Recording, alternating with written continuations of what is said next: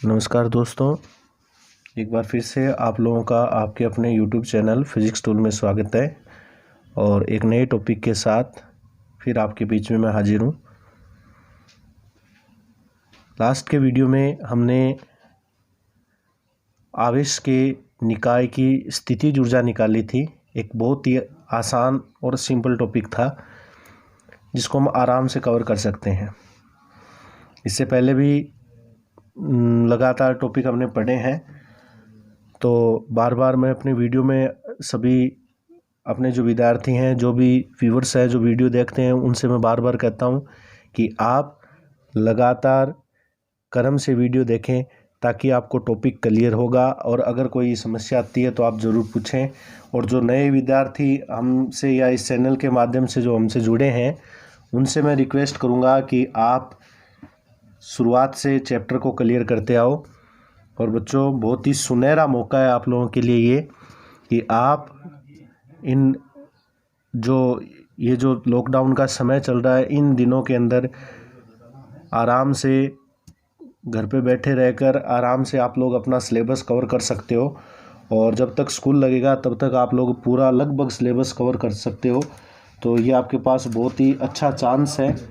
तो इसको पूरा आप इसको उपयोग में लें, इसका पूरा फ़ायदा उठाएं। यही हमारा उद्देश्य है और आपका सहयोग बना रहे। ज़्यादा से ज़्यादा वीडियो शेयर करें, सब्सक्राइब करवाएं और अपने जो साथी जो भी हैं, अपने मित्र वगैरह, उनको वीडियो देखने के लिए बोलें और तैयारी करने के लिए बोलें। चलिए आज एक टॉपिक की शुरुआत करते हैं जिसका नाम है विद्युत क्षेत्र में विद्युत द्विध्रुव को घुमाने में किया गया कार्य। ठीक है, ऐसे आपको दो टॉपिक मिलेंगे। दोनों टॉपिक को बस थोड़ा सा समझना है और ये दोनों टॉपिक चैप्टर 3 के लास्ट टॉपिक है। उसके बाद में तीसरा चैप्टर ख़त्म हो जाएगा आपका। तो इन दोनों टॉपिक को तसल्ली से क्लियर कर लेना पहले आप लोग कि आपको एक इलेक्ट्रिक फील्ड मैं दूंगा। जैसे मैंने कह दिया, ये अपना विद्युत क्षेत्र है। ठीक है, एक समान विद्युत क्षेत्र है ई। और इस विद्युत क्षेत्र में मैंने एक द्विध्रुव रख दिया है। ठीक है, चैप्टर नंबर 1 में हमने ये चीज़ पढ़ी थी कि जब भी कोई द्विध्रुव विद्युत क्षेत्र में रखा हुआ होता है तो उस पर एक बल आघूर्ण लगता है। ठीक है, ये चीज़ हम पढ़ चुके हैं पहले। और उस बल आघूर्ण की वजह से द्विध्रुव विद्युत क्षेत्र की दिशा में संरेखित होने का प्रयास करता है। ठीक है, ये चीज़ हमने पढ़ी थी। और वो संरेखित, जब द्विध्रुव संरेखित क्यों होता है, उसके पीछे रीज़न ये था क्योंकि द्विध्रुव पर दो बल लग रहे थे। अब जो बच्चे नए जुड़े हैं वो अगर ये वीडियो देख रहे हैं तो उनको ये टॉपिक नहीं समझ में आएगा, मैं माफ़ी चाहूँगा। और मैं बार बार कह रहा हूँ कि आप पहले शुरुआत के वीडियो देखें। ठीक है, क्योंकि ये अब इनकी कड़ियाँ बन चुकी है। अब ये टॉपिक तभी आपके समझ में आएगा जब आप लोगों को पहला चैप्टर क्लियर होगा। तो जो भी नए व्यूवर्स हैं, जो भी नए हमारे सहयोगी जो इस चैनल के माध्यम से जुड़े हैं, उनसे मैं ये रिक्वेस्ट करूंगा कि आप पहले पहला चैप्टर क्लियर कर लें। उसके वीडियो आपको क्रम से अपने इस चैनल पे मिल जाएंगे आप लोगों को। उसके बाद आप दूसरा चैप्टर पढ़ें, फिर आप तीसरे चैप्टर में आओगे, तब ये टॉपिक क्लियर होंगे। ठीक है, तो मैं आपके सामने उस टॉपिक का नोट्स पेपर रख रहा हूँ जो हमने पहले चैप्टर में पढ़ा था, ताकि आपको कुछ याद आ जाए। और इसलिए मैं ये नोट्स पेपर बनाता हूँ। अगर ये टॉपिक बोर्ड पे करवाया हुआ होता तो शायद आपके सामने नहीं आ पाता। और मैंने नोट्स बना रखे हैं, इन्हीं नोट्स के वीडियो आपको अपलोड किए गए हैं। ध्यान देना, कुछ याद आ रहा होगा। ऐसा कुछ टॉपिक हमने पढ़ा है, जो बच्चे लगातार जुड़े हुए हैं उनको तो शायद याद आ गया होगा। ऐसा टॉपिक हमने कुछ पढ़ा था जिसमें हमने एक द्विध्रुव रखा था विद्युत क्षेत्र के अंदर, और ये द्विध्रुव पर दो बल लग रहे थे, जो कि आप साफ साफ अपने मोबाइल स्क्रीन पे देख पा रहे हो इस वीडियो के माध्यम से। तो ये दोनों बल जो लग रहे हैं F1 और F2, जैसे ये मैंने पेन रख दिया यहाँ पर और इस पेन के ऊपर इस प्रकार इस पेन को मैंने द्विध्रुव मान लिया। ठीक है, इस पेन को द्विध्रुव मान लिया तो इस पेन के ऊपर इस साइड में एक बल लग रहा है और इस साइड में एक बल लग रहा है, जिसकी वजह से ये पेन घूमेगा। उस घूमने को बल की वजह से ये घूर्णन उत्पन्न हुआ, उसको हमने बल आघूर्ण नाम दिया था, याद आ रहा है। और ये घूमकर, जब ये घूमेगा तो घूमकर विद्युत क्षेत्र की दिशा में संरेखित होने का प्रयास करेगा। क्यों? उसके बाद नहीं घूमेगा। क्यों नहीं घूमेगा? क्योंकि उसके बाद बल आघूर्ण 0 हो जाएगा। और बल आघूर्ण का मान ये निकाला था हमने, टो बराबर पी ई साइन थीटा या ई पी साइन थीटा। ठीक है, तो ये बल आघूर्ण निकाला था और ये घूमता जाएगा और जब थीटा 0 हो जाएगा, थीटा क्या हो जाएगा? 0। उसके लिए मैंने ये स्पेशल कंडीशन बता रखी है। थीटा 0 हो जाएगा तो देखो ये मैंने डायग्राम भी बना रखा है। थीटा 0 होते ही ये विद्युत द्विध्रुव है, यानी ये मेरा पेन जिसको मैंने द्विध्रुव माना है, ये विद्युत क्षेत्र की दिशा में संरेखित हो जाएगा और संरेखित होते ही बल आघूर्ण 0 हो जाएगा। दिखाई दे रहा है आपको? बल आघूर्ण 0 हो जाएगा, मतलब ये पेन आगे नहीं घूमेगा। तो पुराने चैप्टर का इस प्रकार महत्व होता है और ये इस प्रकार इनकी सीरीज बन जाती है। तो ऐसा ही टॉपिक आज अपने को आगे चलकर इस तीसरे चैप्टर में काम में लेना है। इस चैप्टर के अंदर आपसे ये क्या कह रहा है कि आपको एक द्विध्रुव दिया गया है, इस विद्युत क्षेत्र दिया गया है, उसमें एक द्विध्रुव रखा हुआ है। तो आपको पता है कि ये द्विध्रुव है वो विद्युत क्षेत्र की दिशा में संरेखित हो जाएगा। तो मैं इसको संरेखित कर देता हूँ। ये मैंने द्विध्रुव मान लिया, संरेखित तो होगा भाई, कन्फर्म है। इसको हमेशा हम नाम दे के आते हैं ए बी। इधर चार्ज लेते हैं प्लस क्यू और इधर चार्ज लेते हैं माइनस क्यू। ठीक है, ये द्विध्रुव हमारा यहाँ संरेखित हो गया। उसके पीछे रीजन, क्योंकि इस तरफ बल लग रहा था, उसका मान था F1 बराबर QE।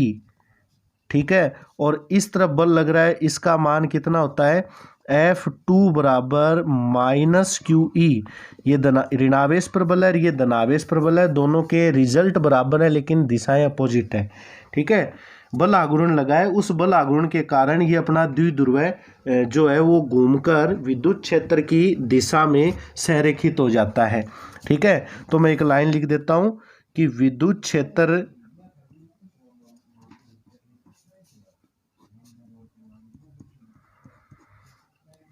क्षेत्र के कारण विद्युत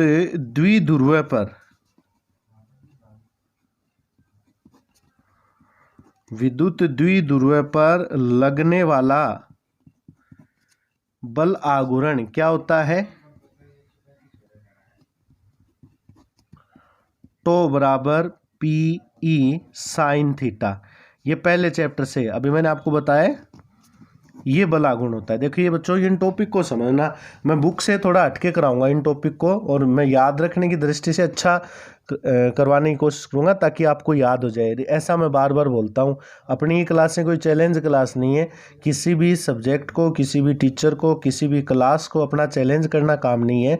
अपना काम इतना है कि हम सिर्फ अपने तरीके से कुछ फिजिक्स को सोल्व करने की कोशिश करें ताकि अपने को आसानी से समझ में आ जाए, टॉपिक भी क्लियर हो जाए और पूरा कॉन्सेप्ट भी क्लियर हो जाए। ठीक है, मेरे हिसाब से ये चीज़ संभव है। ठीक है, क्योंकि हम ऐसा कर सकते हैं, जब तक अपने टॉपिक क्लियर हो जाते हैं तब आप लोग अपना कॉन्सेप्ट बना सकते हो, कोई दिक्कत नहीं है। बस अपने को फॉर्मूलों से बाहर नहीं जाना है, सिलेबस से बाहर नहीं जाना है। तो ये बल आघूर्ण आ चुका है, ये बल आघूर्ण लगता है, इस बल आघूर्ण की वजह से ये घूमता है। जैसे मैंने घुमाकर इस द्विध्रुव को यहाँ संरेखित कर दिया, दिख रहा होगा आपको अलग से, ये ए बी द्विध्रुव है। बीच की दूरी हम कितनी लिखते हैं इसकी? 2a लिखते हैं। क्लियर है ये चीज़? ये चीज़ हम पढ़ चुके हैं, बार बार पढ़ते हैं, इसको दोबारा बताने की आपको शायद मेरे हिसाब से ज़रूरत नहीं होनी चाहिए। अब फिलहाल ये थीटा कितना है? यहाँ पर 0 है। थीटा किस किस के बीच में कोण होता है? ई और पी के बीच में। तो ये पी की डायरेक्शन है बच्चों।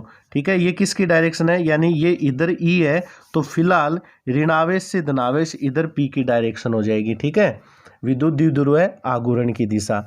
याद आ रही है चीज़? विद्युत द्विध्रुव है आघूर्ण की दिशा। अब मैं क्या करूं? अब मेरी आपके सामने एक कंडीशन मैं आपको रख रहा हूं, आप मुझे बताना कि ये द्विध्रुव इस प्रकार विद्युत क्षेत्र की दिशा में संरेखित हो चुका है। यही तो अपना पॉइंट। ये द्विध्रुव मैंने लाल पेन को द्विध्रुव माना है, और ये द्विध्रुव ये प्लस क्यू हो गया और ये माइनस क्यू हो गया, विद्युत क्षेत्र की दिशा में संरेखित हो गया।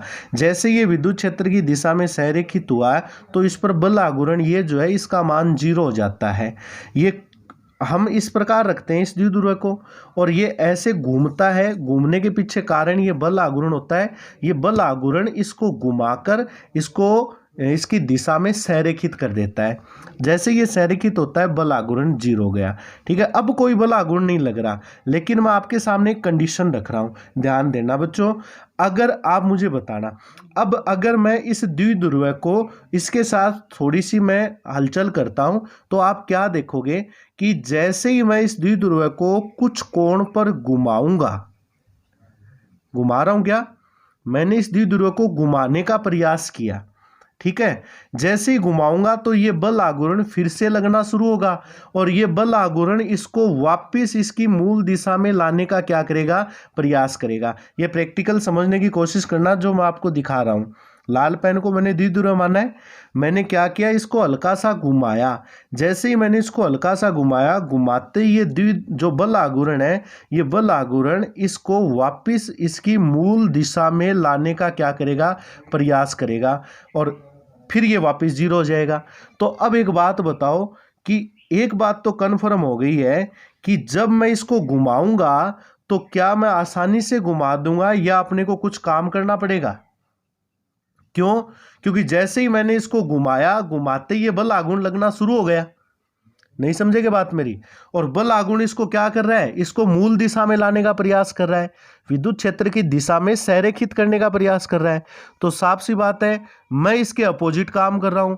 भाई द्विध्रुव इसकी दिशा में आना चाहता है ऐसे, और मैं इसको ऐसे घुमा रहा हूं, तो मैं इसके अपोजिट घुमा रहा हूं, तो साफ सी बात है मैं इसके विरुद्ध, बल आघूर्ण के विरुद्ध काम कर रहा हूं, और बल आघूर्ण के विरुद्ध काम कर रहा हूं तो मुझे कार्य करना पड़ेगा। और ये कार्य ही विद्युत क्षेत्र को घुमाने में, भाई मैं घुमा ही तो रहा हूं विद्युत क्षेत्र को, तो विद्युत क्षेत्र को घुमाने में किया गया कार्य क्या होता है बताओ, समझ में आई क्या चीज? ठीक है, तो मैं एक काम कर रहा हूं, ये चीज तो मैंने आपको बता दी। ठीक है, बल आघूर्ण लगता है, और ये बात आप लिख सकते हो कि इस बल आघूर्ण के कारण, मैं चलो ये लाइन आपके सामने रख देता हूं।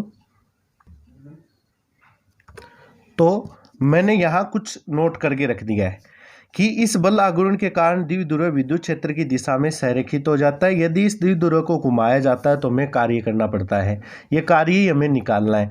तो पहले मैं एक काम कर लेता हूं, मैं इस द्विध्रुव को पहले थोड़ा सा घुमा के देखता हूं कि पता नहीं काम ज़्यादा करना पड़ जाए, पहले थोड़ा सा घुमा के देखूँ। जैसे ही मैंने इस द्विध्रुव को हल्का सा घुमाया, जैसे ही मैं इसको थोड़ा सा घुमाऊंगा, घुमाते ही ये द्विध्रुव ऐसे सेट हो जाएगा। ठीक है, कितना घुमाया मैंने इसको हल्का सा घुमाया डी थीटा कोण पर, थोड़ा सा घुमा के देखा है, इस पोजीशन पे ले आया। ठीक है, जैसे ही मैंने डी थीटा कोण पर इसको घुमाया है, हल्का सा मैंने घुमाया है, तो मुझे काम करना पड़ेगा, और उस कार्य का मान कितना होगा, डी डब्ल्यू बराबर टो डी थीटा। ठीक है, थोड़ा सा घुमाया है तो कार्य भी थोड़ा सा हुआ है, और कार्य क्या होता है, बल इंटू विस्थापन होता है। फिलहाल ये बल की जगह बल आघूर्ण लग रहा है, तो कार्य बराबर बल आघूर्ण इंटू कोणीय विस्थापन हो जाएगा। ठीक है, ये घूर्णन गति के लिए हो गया, और रेखीय गति के लिए बल इंटू विस्थापन होता है, और घूर्णन गति के लिए बल आघूर्ण इंटू कोणीय विस्थापन होता है। ठीक है, टो का मान मैंने यहाँ रख दिया, टो बराबर पी ई साइन थीटा, समीकरण 1 से। अब मैं इसको डी थीटा कोण पर घुमा दिया। अब ये तो मैंने थोड़ा सा घुमा के देखा है, तो फिर आप जितना इसको घुमाना चाहते हो, जैसे मैंने कह दिया आपको कि मैं इस द्विध्रुव को थीटा कोण पर घुमाना चाहता हूं, कितने कोण पर, थीटा कोण पर घुमाना चाहते हो, तो मैंने यहाँ लिख दिया है, अतः द्विध्रुव को 0 डिग्री से थीटा कोण पर घुमाने में किया गया कार्य। 0 डिग्री से कितना कोण पर, थीटा कोण पर घुमाने में किया गया कार्य। यहाँ पर आपको इंटीग्रेशन करना है, ये तो मैंने थोड़ा सा घुमा के देखा था, मेरा कॉन्सेप्ट समझ में आ गया होगा आपको। मैंने ये चीज़ आपको बार बार इसमें क्लियर करा दी है कि ये द्विध्रुव ऐसे रखा था तो विद्युत क्षेत्र की दिशा में संरेखित था। जैसे इसको घुमाते हैं हल्का सा तो हमें काम करना पड़ता है, तो मैंने पहले थोड़ा सा घुमा के देखा, कितना काम करना पड़ा, ये काम करना पड़ा। और अब इसको पूरा घुमाता हूँ, जितना मुझे घुमाना है, 0 से जितना भी एंगल आपको दे, थीटा कोण पर घुमाने में किया गया कार्य। लिमिट डाल दो, 0 से theta P E sine theta D theta, P E बाहर ले लिया, साइन थीटा का समाकलन कर दिया। साइन का समाकलन क्या होता है, माइनस कोस, 0 से थीटा पड़ा है और मैंने यहाँ पर लिमिट लगा दी। लिमिट लगाऊंगा तो minus cos theta minus minus का कोस 0, लिमिट लगाना आता है ना। माइनस को आप बाहर भी निकाल सकते हो, कोई प्रॉब्लम नहीं है, ठीक है। तो W बराबर पी ई, ये हो जाएगा माइनस कोस थीटा और माइनस माइनस प्लस, और कोस 0 का मान कितना हो गया, 1। तो कार्य आ गया पी ई बराबर 1 माइनस कोस थीटा लिख सकते हैं। ये कार्य का सूत्र हो गया। कौन सा कार्य, द्विध्रुव को घुमाने में किया गया कार्य, ठीक है। अब अगर आपको अलग अलग कंडीशन पूछ सकता है, कितना डिग्री घुमाना है, 0 डिग्री से 90 घुमाना है, ठीक है, 0 डिग्री से 180 घुमाना है, 0 से 60 डिग्री घुमाना है, तो वो थीटा की वैल्यू आप यहाँ रख सकते हो। समझ में आ गई बात मेरी। ये द्विध्रुव को घुमाने में किए गए कार्य का सूत्र है। ये चीज़ आप आराम से निकाल कर बता सकते हो। इस प्रकार ये टॉपिक क्लियर कर सकते हो। जैसे इसके पॉइंट बनाए ना, अपने स्पेशल पॉइंट बनाए, तो मैं यहाँ पर लिख सकता हूँ। पहला पॉइंट है कि द्विध्रुव को कितने डिग्री से, 0 डिग्री से 90 डिग्री तक घुमाने में, 0 डिग्री से कितना, 90 डिग्री तक घुमाने में किया गया कार्य।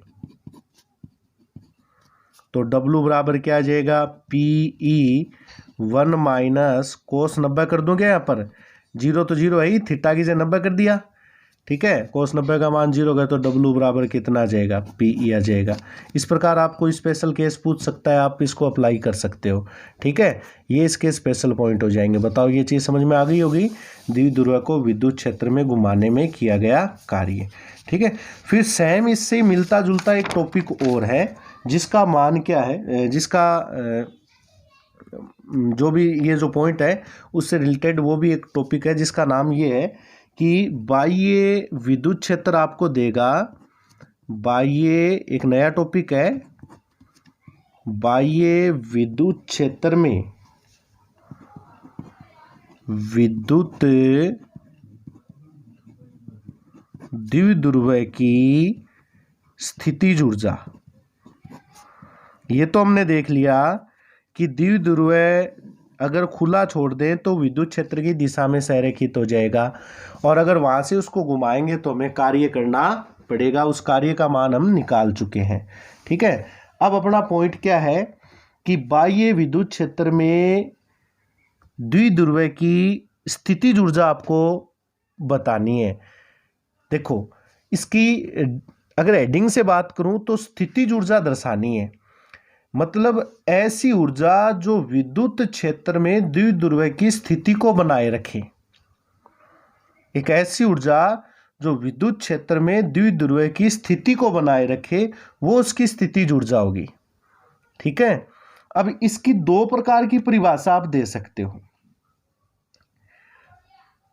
अब एक परिभाषा तो इसकी ये बनती है कि ये जो स्थितिज ऊर्जा है,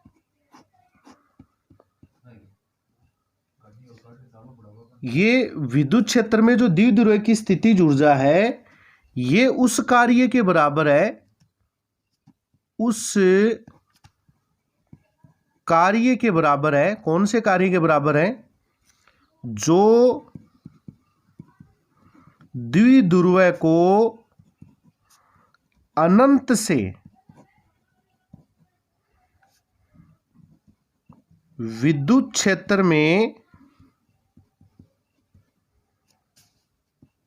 लाने में किया जाता है।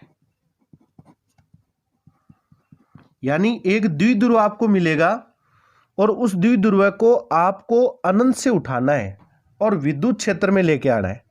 समझ में आ गई बात मेरी। अब द्विध्रुव है, उसके पास 2 चार्ज होते हैं, दोनों चार्ज निश्चित दूरी पर होते हैं, और उस दोनों चार्ज को विद्युत क्षेत्र में अगर आप लेके आओगे, एक विद्युत क्षेत्र जो पहले से विद्यमान है, तो आपको काम करना पड़ेगा, साफ सी बात है, क्योंकि दो चार्ज है, एक चार्ज पॉजिटिव है और दूसरा चार्ज नेगेटिव है, और दोनों चार्ज को आप विद्युत क्षेत्र में लेके आओगे तो आपको काम करना पड़ेगा। और वो जो कार्य है वो कार्य ही उस निकाय में कह दो या द्विध्रुव की स्थितिज ऊर्जा के रूप में संचित होगा। समझ में आ रही बात मेरी? ये द्विध्रुव की स्थितिज ऊर्जा के रूप में ये संचित होगा। एक चीज तो ये है, ठीक है, आपको अनंत से द्विध्रुव को उठाना है।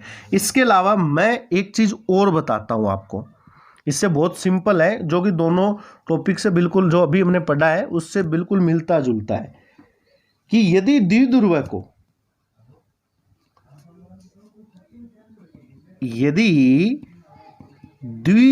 को शून्य ऊर्जा वाली स्थिति से, यानी ऐसी पोजीशन जहां ऊर्जा 0 है, शून्य ऊर्जा वाली स्थिति से किसी विशेष स्थिति में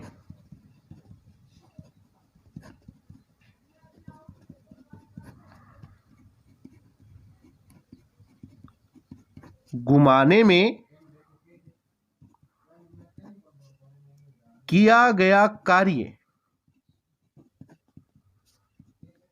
किसके बराबर होगा?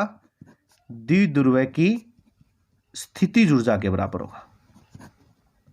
देखो, आपको ये पोजीशन पकड़नी है, आप चाहो दोनों से हल कर सकते हो, लेकिन मैं इसके अकॉर्डिंग आपको सोल्व करवा के बता रहा हूं। इसका भी सोल्व आपको मिलता है, लेकिन इसका सोल्व आपको किताब में नहीं मिलेगा, मैं इसको सोल्व करके बता रहा हूं आपको, ठीक है। ये तो बहुत सिंपल है ऊपर वाला। द्विध्रुव को शून्य ऊर्जा वाली स्थिति से किसी विशेष स्थिति में घुमाने में जो कार्य करोगे वो द्विध्रुव की स्थितिज ऊर्जा कहलाती है। ये परिभाषा है। अब बात आती है कि सर शून्य ऊर्जा वाली स्थिति होती कौन सी है, यानी उसकी ऊर्जा शून्य कब होगी? देखो, द्विध्रुव की शून्य ऊर्जा वाली स्थिति तब होती है जब द्विध्रुव विद्युत क्षेत्र के लंबवत रखा होता है। ये मैंने विद्युत क्षेत्र बना दिया, ठीक है। और इस विद्युत क्षेत्र के लंबवत, लाल पेन को द्विध्रुव मानते ही अपना लाल पेन लिया है, मैं यहां पर बना देता हूं, ये अपना द्विध्रुव हो गया। ये लो, नाम क्या दूं इसको? A B, plus q charge minus q charge, बीच की दूरी 2a लिखते हैं। जब द्विध्रुव है विद्युत क्षेत्र के, ये देखो ये लंबवत रखा है, ये शून्य ऊर्जा वाली स्थिति है। समझ गए बात मेरी? ठीक है, याद रखना, द्विध्रुव जब विद्युत क्षेत्र के लंबवत रखा है, द्विध्रुव जब विद्युत क्षेत्र के लंबवत रखा है तो वो शून्य ऊर्जा वाली स्थिति है, ठीक है। अब एक बात बताओ कि अगर मैं इस द्विध्रुव को घुमाऊंगा तो आपको इसको घुमाने की जरूरत नहीं है। ध्यान देना मेरे पॉइंट के ऊपर, क्योंकि जो बल आघूर्ण लग रहा है, उसका मान कितना होता है? टो बराबर पी साइन थीटा। वो इसको अपने आप घुमा देगा। अब आप सोच रहे हो कि सर आपने क्या किया? फिर मैंने कुछ नहीं किया अभी तक, मैं तो आपसे कह रहा हूं कि आप इसको घुमाओ, तो आपको घुमाने की जरूरत ही नहीं है। इसको बल आघूर्ण इसे अपने आप घुमा देगा और इसको घुमाकर विद्युत क्षेत्र की दिशा में संरेखित कर देगा। अब प्रश्न ये बनता है कि फिर हमने काम कहां किया? हमने तो कुछ किया ही नहीं, हमने तो न तो इसको घुमाया, ये तो अपने आप ही घूम गया। वो भी किसकी वजह से? बल आघूर्ण की वजह से, ठीक है। पहले मैं नोट्स बना देता हूं, यहां पर मैं लिख देता हूं क्या, वो लाइन क्लियर कर देता हूं। तो मैंने यहां पर नोट कर दिया है कि द्विध्रुव पर बल आघूर्ण कितना लगता है? टो बराबर पीई साइन थीटा। ये बल आघूर्ण इसको घुमाएगा और घुमाकर इसकी दिशा में संरेखित करेगा, ठीक है। और ये बात भी मैंने लिख दी कि जब द्विध्रुव विद्युत क्षेत्र के लंबवत रखा होता है तो शून्य ऊर्जा वाली स्थिति होती है। आपको नोट्स बनाने में आसानी हो जाएगी। अब मैं क्या कर रहा हूं भाई, घूम तो ये रहा है, ठीक है। अब आप कॉन्सेप्ट समझना थोड़ा सा, आपको घुमाने की जरूरत नहीं है, अपने आप घूमेगा ये बल आघूर्ण की वजह से, इसकी वजह से अपने आप घूमेगा। लेकिन मेन चैलेंज क्या है? स्थितिज ऊर्जा क्या होती है, इसकी स्थिति को बनाना है।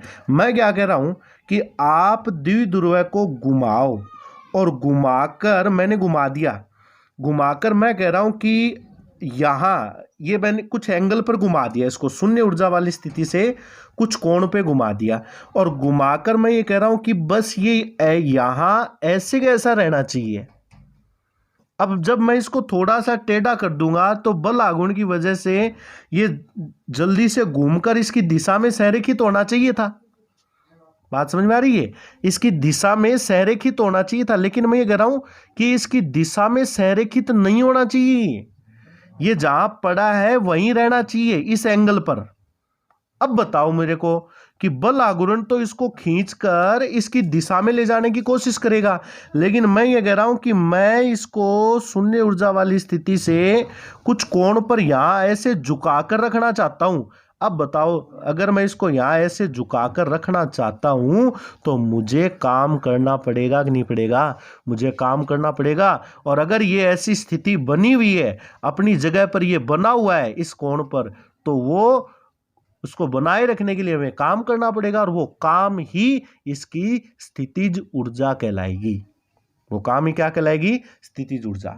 तो मैंने क्या किया, मैंने इसको द्विध्रुव को थोड़ा सा वही पीछे वाले टॉपिक की तरह थीटा कोण पर विस्थापित करने का प्रयास किया। मैं इसको थोड़ा सा घुमा के देखता हूं। मैंने इसको पहले थोड़ा सा घुमाया, और कितना घुमाया मैंने इसको थोड़ा सा, वो भी डी थीटा कोण पर थोड़ा सा घुमाया, तो कार्य कितना करना पड़ा मेरे को? डी डब्ल्यू बराबर टो डी थीटा, वही कॉन्सेप्ट पीछे वाला, डी डब्ल्यू बराबर P E sine theta D theta, tau की वैल्यू रख दी समीकरण 1 से। अब मैं इसको थोड़ा सा, मैंने इसको थोड़ा सा घुमाया तो मैंने थोड़ा सा काम किया। अब मैं इसको पूरा घुमाना चाहता हूं, कितने एंगल पर? मैं इसको घुमाना चाहता हूं 90 डिग्री से शून्य ऊर्जा वाली स्थिति से थीटा कोण तक घुमाना चाहता हूं, यानी मैं इसको यहां स्थिर रखना चाहता हूं। तो आप क्या लिखोगे भाई, जो भी एंगल आपको दे, तो द्विध्रुव को 90 डिग्री से यानी शून्य ऊर्जा वाली स्थिति से किसी विशेष स्थिति, कोई भी विशेष पोजीशन, जैसे थीटा कोण पर विस्थापित या घुमाने में किया गया कार्य। तो 90 से थीटा की लिमिट लगा दो, sine theta, PE sine theta, sine theta का समाकलन करना है, वही पीछे वाला समाकलन, बस लिमिट्स है वो चेंज हुई है, इसकी सीमाएं जो है वो बदली है, और बाकी और कुछ चेंज नहीं हुआ है। तो 90 से थीटा इसकी सीमा है, पीई साइन थीटा वही समाकलन है जो हमने पीछे किया, केवल लिमिट्स चेंज हुई है और कुछ चेंज नहीं हुआ। तो डब्ल्यू बराबर पीई माइनस कोस थीटा इसका समाकलन हो गया, और 90 से थीटा मैंने लिमिट लगा दी, माइनस को बाहर ले लिया और थीटा की जगह थीटा लिखा, फिर कोस 90 रख दिया, इसको सॉल्व किया तो वैल्यू आ गई डब्ल्यू बराबर माइनस पीई कोस थीटा, या यू बराबर, इसको यही स्थिति ऊर्जा है, U बराबर डब्ल्यू बराबर माइनस पीई कोस थीटा आप लिख सकते हो। यहाँ देखो एक विशेष रूप, इसका वेक्टर फॉर्म भी आप बना सकते हो। वैसे ऊर्जा सदिश अदिश राशि है, तो अदिश राशि होने की वजह से इसका कोई सदिश का चिन्ह नहीं लगेगा इसके ऊपर, लेकिन यहाँ बराबर में देखो वेक्टर फॉर्म क्यों बन रहा है, क्योंकि द्विध्रुव आघूर्ण सदिश है, विद्युत क्षेत्र सदिश है, साथ में आ रहा है कोस, दो सदिशों के साथ कोस आना मतलब डॉट प्रोडक्ट, सदिशों का अदिश गुणन। तो माइनस माइनस की जगह पड़ा है, माइनस माइनस की जगह पड़ा है, यह आ जाएगा माइनस पी डॉट ई। इसको सोल्व करके देखो ये चीज़ आ रही है कि नहीं आ रही, समझ गए बात मेरी? तो डब्ल्यू बराबर माइनस पी डॉट ई, ये इसका सदिशों का अदिश गुणन हो गया, इसका सदिश रूप लिख सकता हूं। अब देखो मैं अगर इसकी स्पेशल कंडीशन बनाऊं, अगर थीटा की जगह 0 रख दूं, भाई 0 डिग्री तक घुमा रहा हूं, 90 से 0 तक घुमा रहा हूं, ठीक है, 90 डिग्री शून्य ऊर्जा वाली स्थिति है, 0 डिग्री ये हो गई, तो 0 तक डिग्री तक घुमाता हूं तो कार्य या ऊर्जा कितनी होगी? u बराबर माइनस पी ई कोस 0 का मान 1 होता है, u बराबर कितना आ गया? माइनस पी आ गया। इसे स्थायी संतुलन कहेंगे, इसे क्या कहेंगे? स्थायी संतुलन की अवस्था कहेंगे। और अगर थीटा की जगह 90 रख देता हूँ, देखो ये वो कंडीशन आ गई जो हमने पहले लिखी है, थीटा की जगह 90 रखती ऊर्जा 0 हो गई, ये शून्य ऊर्जा वाली स्थिति है। तो मैंने ये लिखा है जब लंबवत रखा है तो वही शून्य ऊर्जा वाली स्थिति है, तो देखो ये शून्य ऊर्जा वाली स्थिति हो गई। और अगर 180 डिग्री एंगल पर घुमा दूं, पूरा उल्टा घुमा दूं, तो कार्य कोस 180 का मान -1 होगा, तो उत्तर आएगा माइनस माइनस प्लस हो जाएगा, तो पीई ये अस्थायी संतुलन कहलाएगा। क्या कहलाएगा? अस्थायी संतुलन। यानी द्विध्रुव को अगर शून्य ऊर्जा वाली से 0 घुमाता हूं तो स्थायी संतुलन, 90 डिग्री पर रखता हूं तो शून्य ऊर्जा वाली, और 180 घुमा देता हूं तो अस्थायी संतुलन की अवस्था कहलाएगी। इस प्रकार बच्चों ये टॉपिक दोनों आप लोग क्लियर कर सकते हो। और बता देना चाहूँगा इसी टॉपिक के साथ आपका तीसरा चैप्टर भी समाप्त हो चुका है, और ये टॉपिक बहुत ही आसान है। आप इन दोनों टॉपिक से इनकी डेरिवेशन को प्रूफ कर सकते हो। मैंने इस नीचे वाले पॉइंट के आधार पर इस डेरिवेशन को प्रूफ करने की कोशिश की है। ऊपर वाले से भी कर सकते हो, बड़े आसान तरीके से हो सकता है वो भी, लेकिन ये एकदम इजी मेथड है, आराम से आप इसको कम्प्लीटली तैयार कर सकते हो। तो आपके इस वीडियो के साथ 3 चैप्टर समाप्त हो चुके हैं, और तीनों चैप्टर को अच्छी तरीके से कम्प्लीटली तैयार करो, नोट्स तैयार करो इनके। और कोई चीज़ की समस्या होती है तो आप कमेंट बॉक्स में जाकर पूछ सकते हो। और जाने से पहले एक ही बात कहूँगा, ज़्यादा से ज़्यादा वीडियो शेयर करें अपने दोस्तों को, बच्चों ज़्यादा से ज़्यादा शेयर करें ताकि प्रत्येक बच्चे के पास वीडियो पहुँचे, और सब्सक्राइब करवाएं ताकि नए वीडियो के नोटिफिकेशन उनको मिलते रहें और हमारा उत्साह बना रहे। तो आपका बहुत बहुत धन्यवाद। जय हिंद, जय भारत।